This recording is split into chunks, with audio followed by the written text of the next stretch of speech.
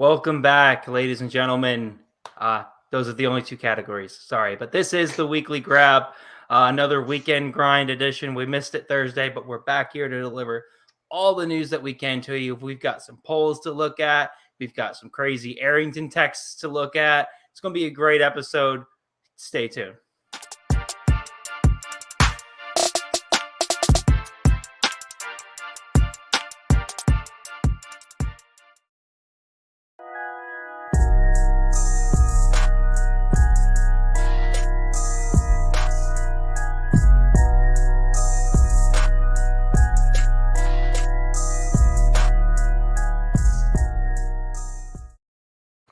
It's a great Saturday evening. How are you doing, CJ? Wonderful. I'm stoked to be here.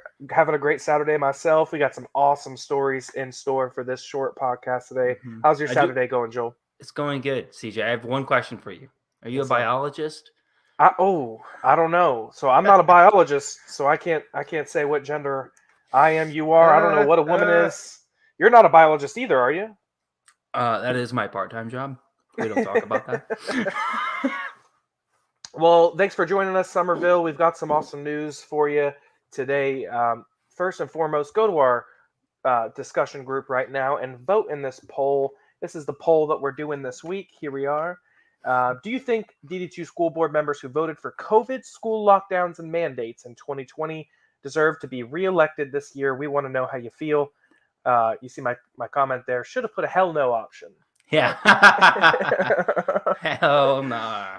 Should have put a hell no option. But go check out our discussion group of 2,500 members where we're constantly talking about things that are happening in Summerville.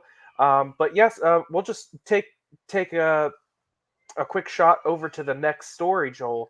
Yeah. So I'm super excited about this new Italian restaurant that's going to be opening here in Summerville. They're hiring. They're right there next to the train track, so it won't be quiet, but it will be good.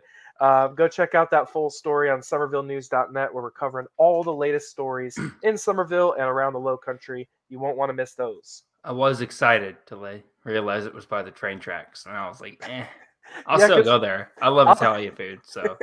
We need a good Italian restaurant. We do. We've got like 70 Mexican restaurants and like 5 Chinese restaurants and like 50 fucking 50 fast food restaurants. We're trying to keep it family friendly. We're trying to, and I slipped up. My bad. Joel, do you want to intro this next segment here? Do you want to intro it? Which one we got next? I'm lost. It is the Low Country. This is the Low Country Cage Match segment where we talk the latest between U.S. Congresswoman Nancy Mace and the constant drama brewing between her and former state representative Katie Arrington. You know, every week for the last 4 to 5 weeks, we've been covering the latest and the Low Country Cage. So anyways, there's some very, very alarming things that have happened this week. There's some alarming things happening in the Low Country Cage match. And you can get that information here from us. You don't have to track it down yourself. So I'm sure some of you may have seen Katie Arrington put up on her Facebook page this poll. So she's talking about she's primarying Nancy Mace for her seat. She says that she's leading the race. And so I wanted to see the poll. I left a comment. Here's my comment. Where can voters find comment? Yeah, where can voters find the results and criteria of the poll? Is this a push poll to generate a predetermined outcome or a scientifically conducted poll done by a third party? So yeah, you can see what Bart Whiteman says underneath there.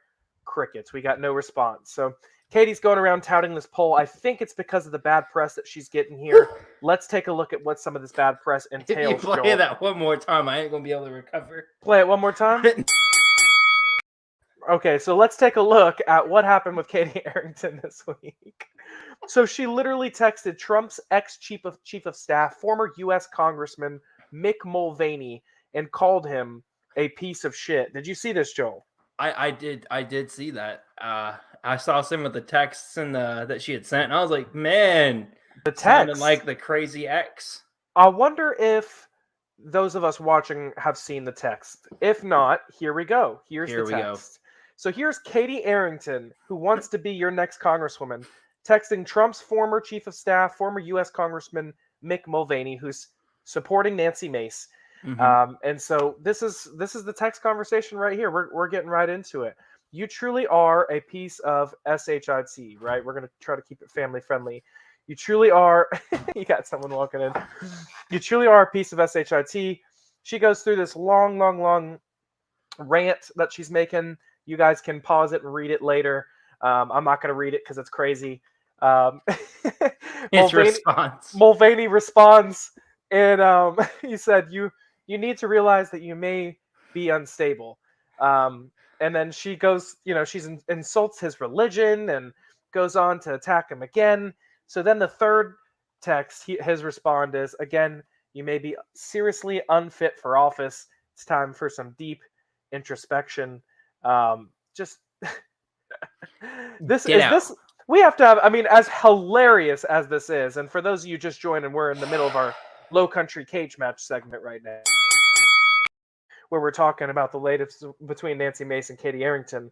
But we really need to have a serious conversation about, is this the kind of erratic behavior that we've seen for years from Katie Arrington?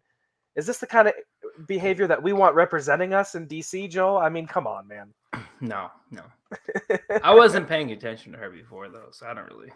No. She wasn't really care before, but seeing her now, and I'm like, ooh. Looks like. Well, she is. She does have the Trump endorsement, but this is crazy. This is. I hate to use the word crazy, because I feel like people overuse the word crazy, but this is just out of pocket, I guess would be a better word. Out of pocket, CJ. So while we're still on the Low Country Cage Match segment, Joel, I think we should finish up with our last Low Country Cage Match segment. And this is where Katie Arrington confirms the reality of the deep state. Let me see if I can get this video for you guys. I saw that. You saw that? Mm-hmm. So Katie Arrington did an exclusive interview with ABC News this week, and we are going to pull it up and watch it together.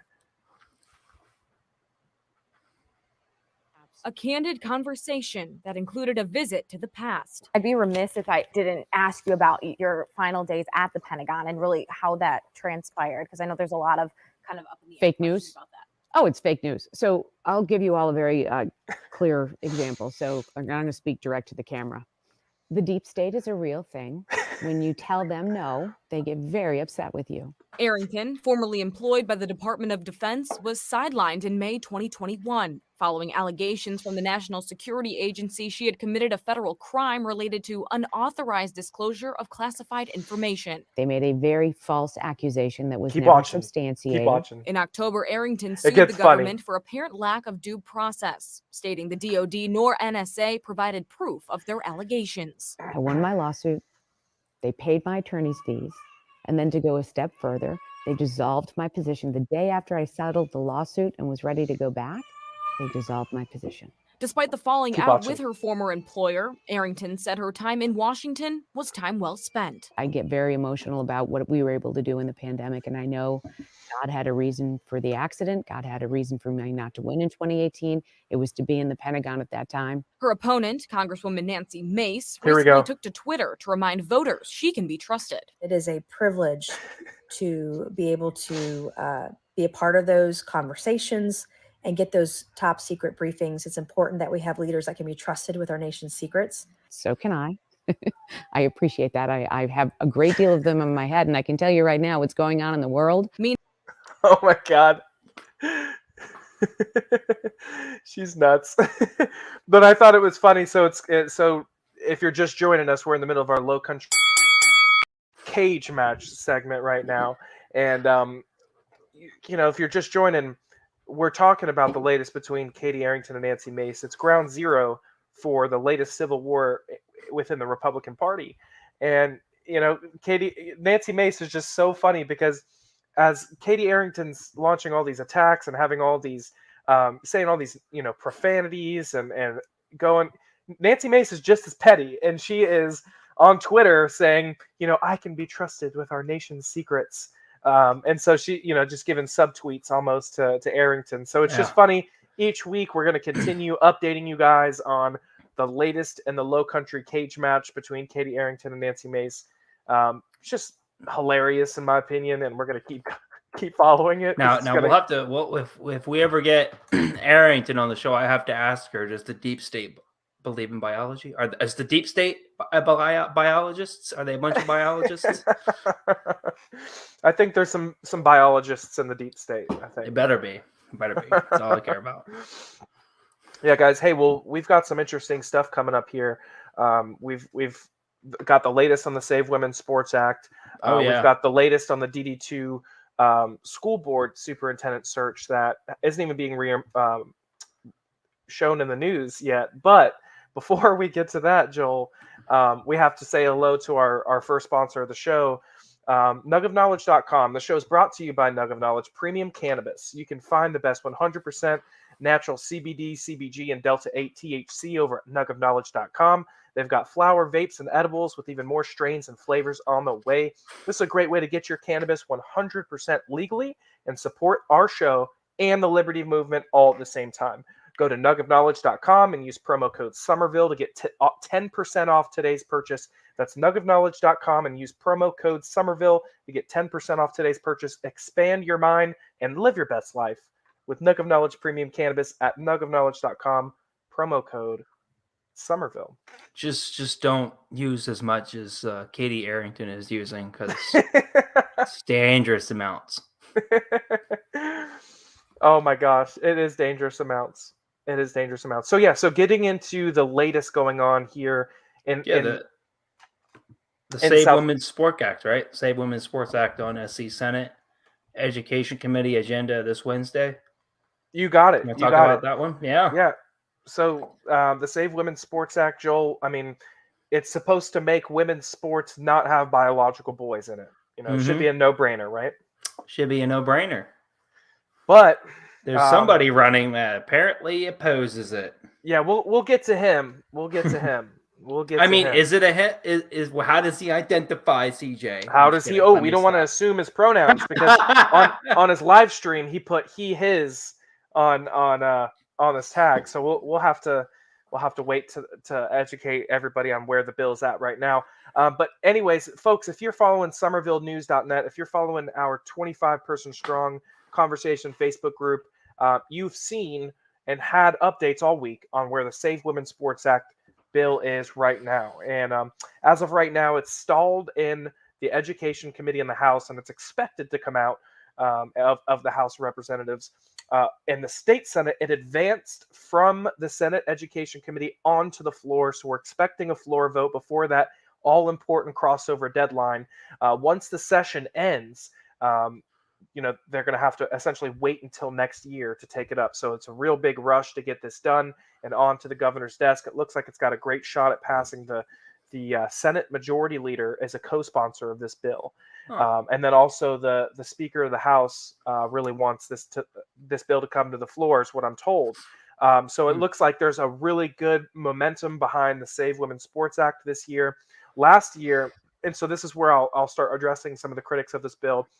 Last year, there was some concern with this bill because the same version of the bill was held up, and I might get this detail wrong, but I believe it was in Michigan, and the circuit of judges that are in South Carolina are very liberal, and so some of the Republicans that I've spoken to that are state representatives were concerned that this version of the bill, last year it was 3477, this year it's a new version, would get tied up in court.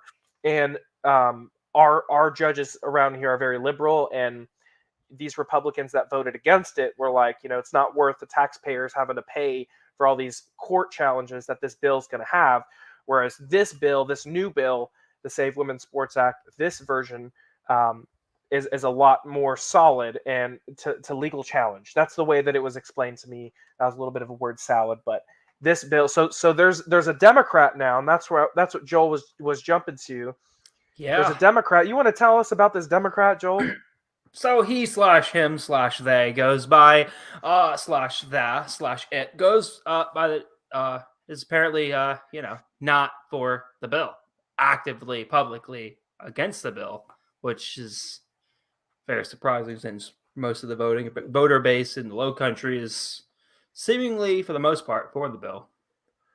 Well, you bring up a good point, Joel, because let me see if I have it here. We did that poll the other day where we had everybody in our group vote whether they were for the Save Women Sports Act or against it. Here's that poll right there. And do you believe biological boys should be able to play in girls' sports? So there's overwhelmingly no, 233 votes for the people that are listening on Spotify.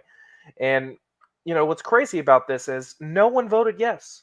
No one voted yes. And I clicked through to see some of the people that voted no in this. And, this is a small sample size. It's only 2,500 people, but these people are in Summerville and, their voice matters. And that's why we like our conversation group.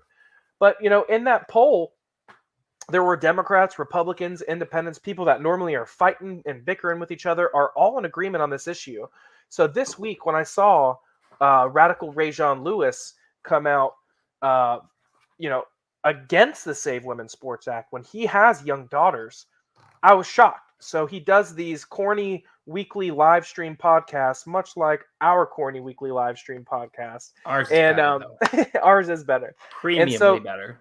It is. We got the premium version, right? Mm-hmm. But this ain't no great value. What are you talking about? But seriously, I mean, this is nuts. So he has a non-binary person come on his show and help him because he, couldn't formulate his opinion himself. Help him outline what his own position is, and he took over a week to answer the question on whether he was for or against this, and he answered. This is a guy who's seeking elected office in Summerville, in Dorchester County, in Colleton County.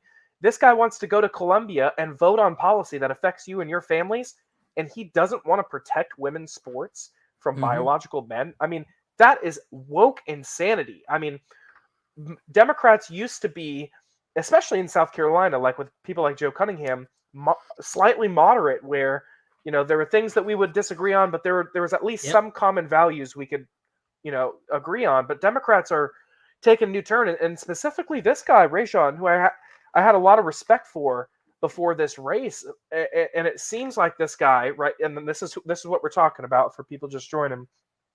It seems like this guy is getting advice from the most radical fringe parts of the Democrat Party and is completely out of touch where the majority of Americans, or even Summervillians, like you can see in this poll, he's completely out of touch. And that's the problem with the modern day Democratic Party. They're out of touch with working Americans that just want better paying jobs, more opportunities for their families, better roads to drive on, safer neighborhoods, better schools. And this guy wants to, involve boys in women's sports. I mean, that is freaking lunacy. And, people will say, oh, well, this is a non-issue. Well, now it's an issue. People will say, CJ, why are you making an issue of this?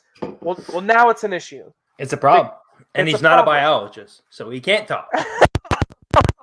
I am a part-time biologist. I play one on a TV show. No, I'm kidding. No, you can be like an independently funded biologist, like a non-certified biologist, right? I'm funded by Fauci. Huh? What? Nothing. I didn't say nothing. Anyways, so this guy is just out of his mind. And it's so funny to me because when he was explaining his position of why he wants to let biological boys play in girl sports, and we wrote a whole article about this. I hope you go and read it. He didn't even seem confident in the way he was saying it. And he tries to make all these logical fallacy appeals to authority. I've read all these peer-reviewed articles. I've read all these medical journals and spoken to trans people. It sounds like what you did, Rajon, was you looked for sources that reinforced your personal worldview, and you weren't objective. You didn't look at the neuroskeletal differences and the differences in chromosomes between men and women. And that's what I encourage you and anybody watching or listening to do, is look at the actual differences that men and women have. They were stumbling over their facts. They had no clue what they were talking about.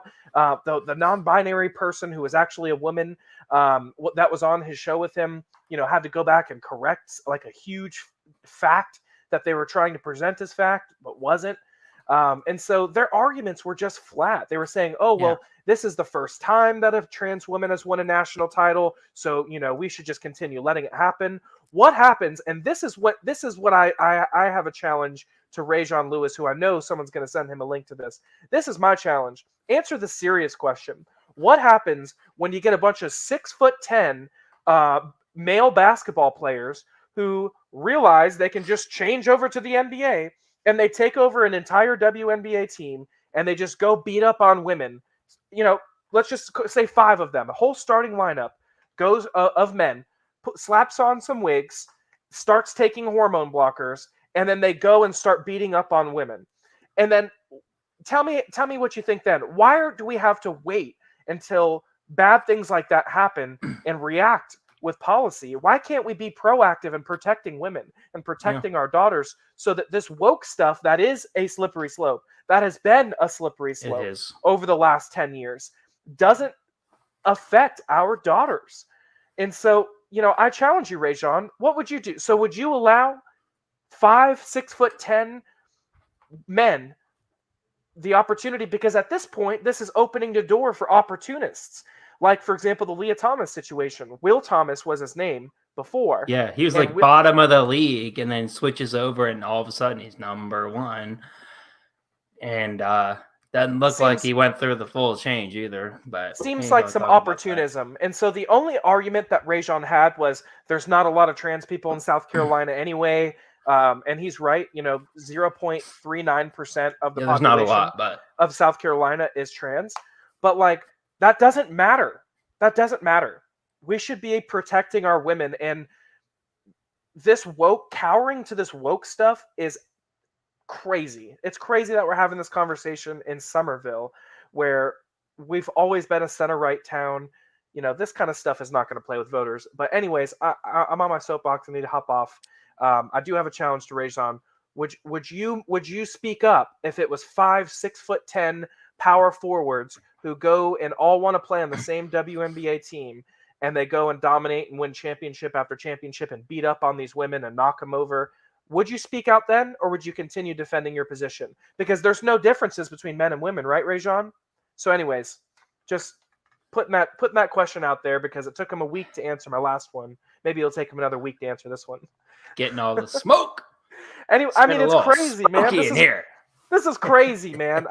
He thinks he's going to win an election on May 17th, and this is how Summerville feels about it. This is how 233-0. So anyways, I want to keep the good vibes rolling, but this guy's nuts. This guy's out of his mind. He's insane. Maybe him and Katie Arrington could be friends. Maybe they would make a cute little couple. Well, Katie, we got to go easy on her. You know what I'm saying? She's a great lady, and she means well. Yeah. At least she believes in protecting women's sports, right? That is true. She does believe in that.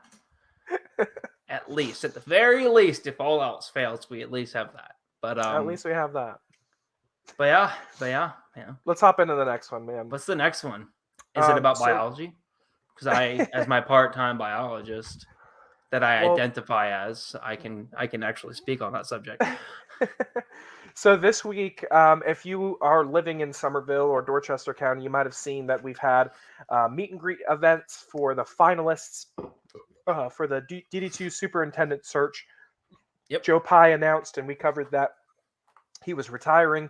Joe Pye, even though he has millions of dollars in surplus in his accounts, in the DD2 accounts, always raises taxes every year, always suggests massive bond referendums, and then he was a COVID mandate shark.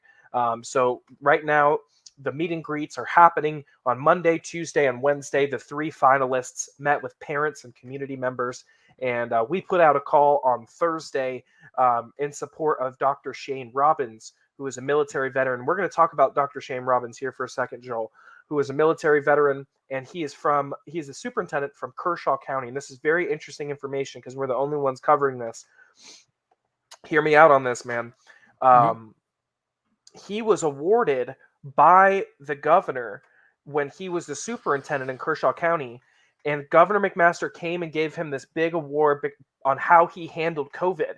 And Governor McMaster, here in this clip we're showing here to our listeners, Governor McMaster says Kershaw County schools prove that government officials do not need to impose mandates to keep people safe. I'll say that one more time. Governor McMaster says Kershaw County schools prove that government officials do not need to impose any mandates to keep people safe. And Kershaw County is where one of the first cases was ever detected in South Carolina of COVID-19. And Dr. Shane Robbins, as the superintendent, did not lock down schools. He gave parents a choice. He did not implement mask mandates, and still 40% of his schools voluntarily wore the masks. He let people choose for themselves, and he stayed calm during the crisis. So for that reason, we put out the call on Thursday to submit the survey to DD2 that closed Friday night. And I believe, I've heard unofficially, that Dr. Shane Robbins was the #1 voted candidate, which is fantastic from the community. This guy's fantastic, and I believe that he did the right thing during COVID when Joe Pye did the wrong thing. And so I think it's crazy that no one's talking about that, because we have a school board election coming up next year, and we should be talking about how Dorchester District 2 embarrassed themselves and put parents in a horrible position, put kids in a horrible mental health position by not only locking down but mandating masks, and then fighting parents on it and being insulting to parents on it, and even shutting parents out that would come to speak at these board meetings. Me and you covered this.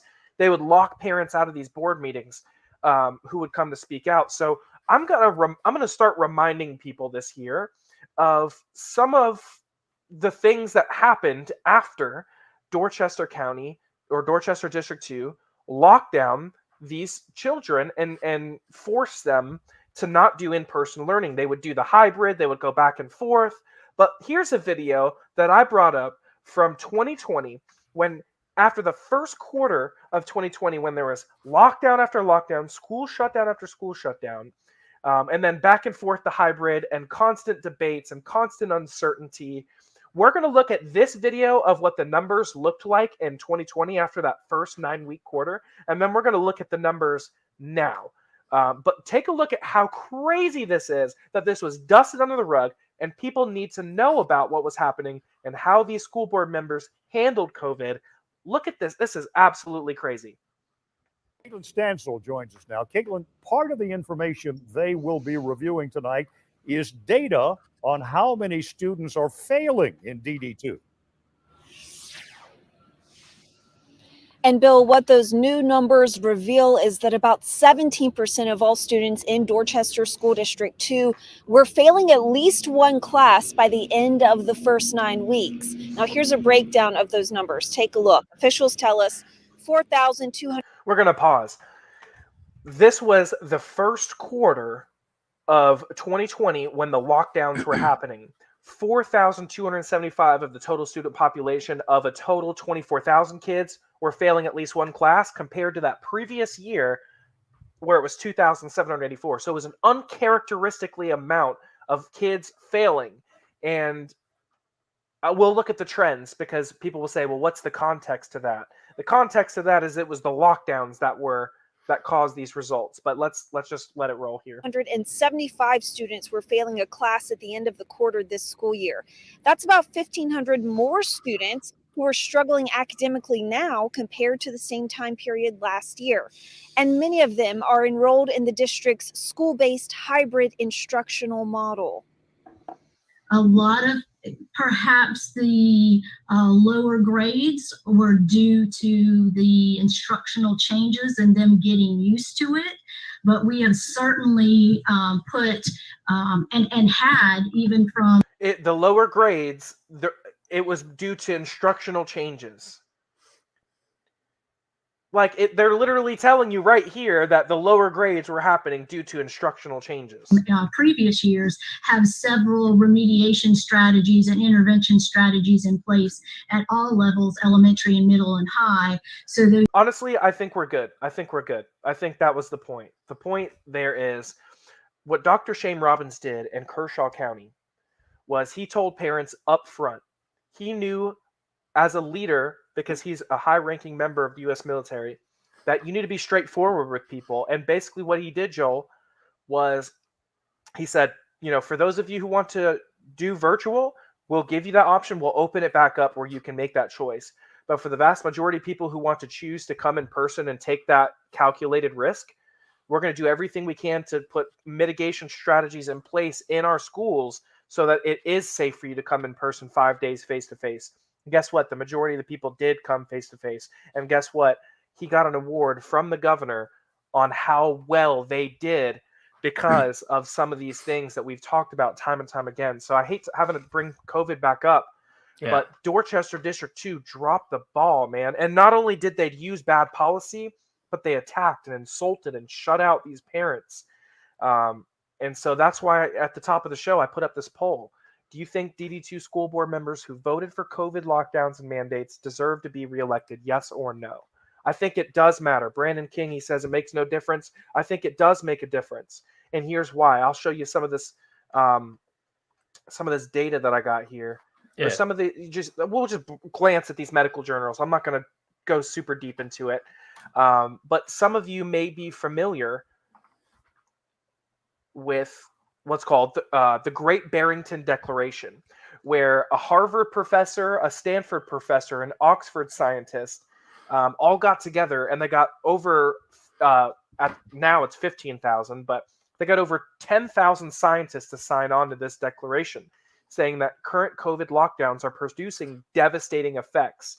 And I encourage you guys to take a look at that Barrington Declaration and what it goes through and how it talks about how the social isolation and how it affected not just kids, but people of all age groups, and how it led to a mental health decline that led to spikes in suicides. And that is exactly what people and parents felt here in our community. And, if we're going to be honest, we need to talk about this kind of stuff, man. You have to have the hard conversations. And then, last year, I know I think I said it a bunch of times last year. I don't know if I said it on the podcast, but I said it to a bunch of in conversations and stuff that, especially relating to like the school lockdowns, especially, there was no reason for it. I mean, especially in the year of 2021, 22, 2020, when, you have the technological ability to let people choose to where, hey, we got this virtual school thing. You don't feel safe, tune in there. But the rest of you, come on in. Come on in. Yeah. Come on in. Yeah. And you know what? Me and you were making this argument at this time. We were helping Barbara Crosby. Yep. We were at the forefront of this issue in our community. And here's just further proof that I'm going to show. Johns Hopkins study says ill-founded lockdowns did little to limit COVID deaths. And I can link to that in the comments. But my main point here is they were wrong on the masking. The CDC has admitted it. They were wrong on the lockdowns. They've admitted it. And so now we have elected officials that, if you made the wrong choice, if they made the wrong choice, Joel, and they said, we were wrong in 2020, the way we handled it, they're not like that. There's pushback on this guy right now that I won't mention, this guy, Dr. Shane Robbins, who wants to be the next DD2 superintendent. There's pushback because of his COVID handling, because he did not lock down and use ineffective lockdown measures that we used in Dorchester District 2. There's pushback. And so we need to be speaking the truth, because this is like crazy world where these people just believe things that are completely like not based on fact. That they'll use appeals to authority when it's convenient for them. But when you show them John Hopkins studies, when you show them scientists from Harvard, Oxford, Stanford, all saying that these lockdowns were detrimental, they dismiss it. And so I saw this quote that said, you should go and find the person that disagrees with you the most and talk to them and see how much you learn. That's what you and I have always been able to do. We can talk to other people we disagree with. But these Democrats live in such a bubble where they only read Democrat media, only watch Democrat media. It's like they have no clue, man. No clue. Let me give one more thing here. Here's what the numbers look like for the SC Ready scores for Dorchester District 2. And this is really interesting. If you're a parent, this should be interesting to you. If you look at those younger age groups that were more so affected between 2019 and 2021, you can see drop-offs from the 3rd to 8th graders in every category. And they didn't even want to report the COVID year numbers because they know they were awful. So what this shows is a lag, is kids falling behind, and especially these young kindergarten, 1st, 2nd graders, that it's like a huge social jump for them to go to class for the first time. These kids are Yeah. behind, and it's because of these lockdowns, and it's because of these weak-kneed politicians who gave in to the loudest and most fringe voices during that period of time, man. So Mm-hmm. that's all I got to say about Yeah, it. they What are your? didn't I mean, what are your thoughts, man? You remember all that? You remember when it was the teachers fighting against the people who were Oh, for yeah. freedom, and It was crazy. It was crazy. I mean, it was all hypocritical stuff too, right, on their end. A lot of the teachers that were screaming about it. But yeah, then you had the forced masking and all that. It was terrible. It was ridiculous, and science didn't back any of it at all. right, and now masks are not required anymore according to the CDC standards. Finally.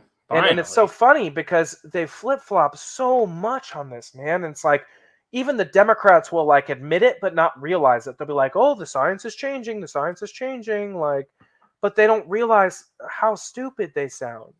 Like, Mhm. So I pray for these people, man, but I don't want them anywhere near the levers of power in our state. I don't want people who don't believe in biological men and biological women to be in power. I don't want people who believe in lockdowns to be in power. I think that's a reasonable way of looking at it, man. I think that's where the majority of average, everyday working people, Yep. they just want to be left alone, and they want to have normal, traditional family values in their schools and not this woke nonsense where you're going out of your way to pander to a group of transgender people who make up, 0.39% of the South Carolina population, but you think it's so necessary, Rajon, to pander to these people who don't have your best interest, Rajon. Listening to the radical fringe left is not going to help you be a better South Carolina state rep. It's going to help you alienate the good majority of your district. Yeah. So yeah, I was surprised to see him come out with that for sure. It was like, you try to lose, bro. Are you trying to lose? Are you trying to lose? Are you trying to lose? Because I'm going to make sure that tens of thousands of people in this district know that you support boys playing in girls' sports, period. I'm going to make sure they know it. I'm going to make sure. There's a special election in our backyard, guys, May 17th. And this guy believes boys should be playing in your daughter's sports. Uh-oh. CJ's going back down the hole here. I'm sorry, bro, but like, good God, this is crazy. Like, I never thought in my lifetime we would see this kind of nut jobbery, man. It is crazy. I mean, this guy needs his head checked. Genuinely needs his head checked. Mhm. But anyways, we're going to follow up on that next week. Next week, we're going to follow up on the Low Country Cage match segment. We'll be following up on that. We'll be following up on... We'll be following up on the Low Country Cage match segment. We'll be following up on a lot of these issues. If you have a message you'd like to leave us, a nasty message, a nice message, feel free to drop that in the comments. Let us know what we could be doing better. Probably going to be a nasty message. You can leave us a voicemail on our Anchor page. Probably could be a nasty message, but we're happy to hear from you guys. Thanks for joining us on the Saturday, man. You want to include anything else before we hop off? Shout out to our sponsor, Nug of Knowledge. That's about it. Yep, Nug of Knowledge. Don't overdo it like Katie. Don't overdo it like Rajon. What? I mean, he's got to be smoking something if he's... Gotta be. But we'll be back Thursday night. I could beat this dead horse all night, man. The Dead Horse Show. That's going to be the Dead Horse podcast. The Dead Horse Show. We need to get an emoji where we're like beating. We need a graphic where it's like you can interrupt me when I'm going on a rant, and like you can just play it and just be like, "All right, dead horse." Like, it's just somebody beating a dead horse with a baseball bat. Clubbing a horse. All right, thank you guys for joining. We're so glad and happy and thankful that you were here to join us. We'll be back on Thursday live at 7 p.m. You can listen to us on Spotify, YouTube, and Facebook. Thank you so much for joining. Have a blessed rest of your weekend. We'll talk to you soon. This has been the Weekly Grab with CJ Westfall.